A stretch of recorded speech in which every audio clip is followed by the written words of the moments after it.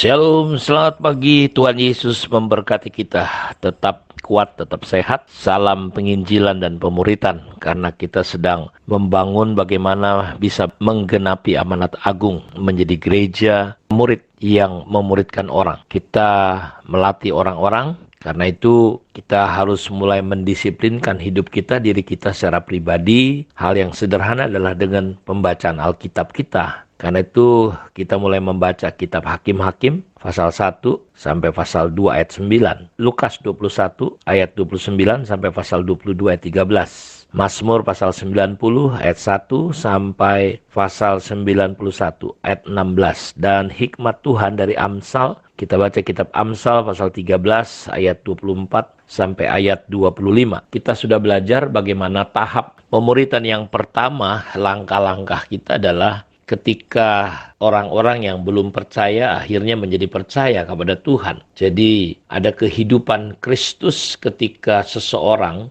mulai mempercayai firman atau perkataan Tuhan. Sehingga dia mengalami yang namanya lahir baru, menerima Roh Kudus, Tuhan memberi kehidupan yang baru kepadanya. Dan kekayaan Kristus begitu banyak dalam hidupnya. Karena itu dia perlu dituntun. Dalam 1 Korintus 11 ayat 1, jadilah pengikutku sama seperti aku juga menjadi pengikut Kristus. Jadi kita mulai masuk dalam tahap pertama adalah kita menjalani. Ketika kita memuridkan orang, kita menjalani kehidupan bersama orang yang kita temanin atau muridkan. Kita menolong dia, mengarungi bersama dia segala tumpukan masalah dan persoalan hidupnya. Karena ketika dia lahir baru, tentu traumanya, masalahnya, persoalannya, pola pikirnya itu tidak langsung berubah. Karena itu perubahan dan pertumbuhan orang yang kita muridkan, perubahan dia itu menjadi kisah-kisah yang menarik. Hal ini perlu kita perbanyak mendengar kisah-kisah orang yang berubah. Dan perubahan hidup yang mereka alami perlu didengar dan perlu kita jumpai di dalam komunitas kita. Kisah di mana Tuhan mengubah hidup orang-orang ini. Karena perubahan itu begitu menarik sekali. Orang akan tertarik. Jadi perubahan menyeluruh kita harapkan terjadi di gereja. Bukan hanya sampai pada level pertobatan, lahir baru,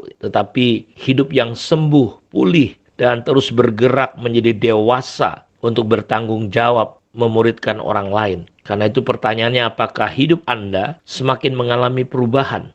Orang-orang di sekitar Anda atau Anda sendiri mengalami perubahan hidup enggak? Hidup yang seperti Kristus, hidup yang semakin dewasa. Apakah hidup komunitas kita semakin berubah? Apakah orang yang sedang mengikuti Kristus, apakah mereka secara teratur, setia mengikut Tuhan, mengalami Tuhan dalam hidup mereka, di dalam kelompok-kelompok kecil kita. Karena itu ketika Yesus memilih 12 orang untuk berbagi hidup dengan mereka, dari 12 itu menjadi 120. 120 menerima pencurahan Roh Kudus. Ada 3.000 orang-orang yang bertobat, sampai akhirnya gereja bermultiplikasi dan tidak lagi terhitung banyaknya. Tetapi saya mau beritahu bahwa perkembangan pertumbuhan multiplikasi ini bukan hanya dinilai dari jumlah atau angka. Sekarang kan gereja banyak bangga dengan hanya jumlah-jumlah. Tetapi pertanyaannya, apakah multiplikasi kehidupan Kristus itu turun juga? Ketika di kitab Kejadian 1 ayat 26, 27, 28 ketika Tuhan menciptakan manusia, dia memberi perintah beranak cucu,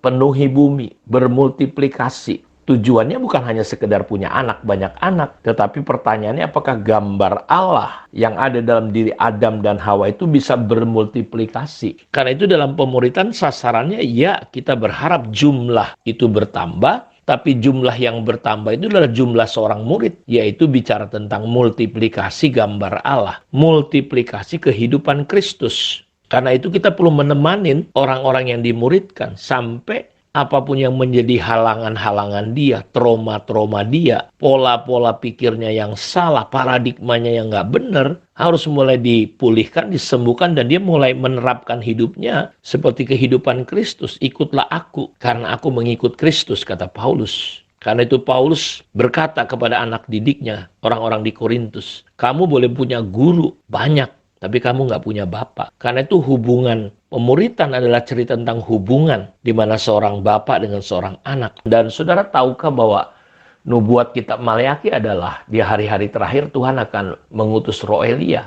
untuk mengembalikan roh hati bapak-bapak kepada anaknya dan hati anak-anak kembali kepada bapaknya. Kalau enggak, akan terjadi kemusnahan di dunia ini. Karena itu betapa pentingnya pemuritan. Bukan pemuritan program, bukan pemuritan status, tetapi pemuritannya itu betul-betul adalah terciptanya, lahirnya. Orang-orang yang dimuridkan bertumbuh menjadi dewasa, menjadi rohani, levelnya dari Kristen anak, pemuda, sampai jadi Kristen yang bapak. Karena itu Paulus berkata dalam 2 Timotius 3 ayat 10, bagaimana dia menyatakan dirinya, hubungannya dengan Timotius sebagai anaknya. Tetapi engkau telah mengikuti ajaranku. Lihat saudara, dalam 2 Timotius 3 ayat 10. Engkau mengikuti ajaranku, cara hidupku, pendirianku, imanku, kesabaranku, kasihku, dan ketekunanku. Jadi Paulus tidak hanya mentransferkan sekedar ajaran, tetapi dia mentransferkan juga cara hidupnya, pendiriannya,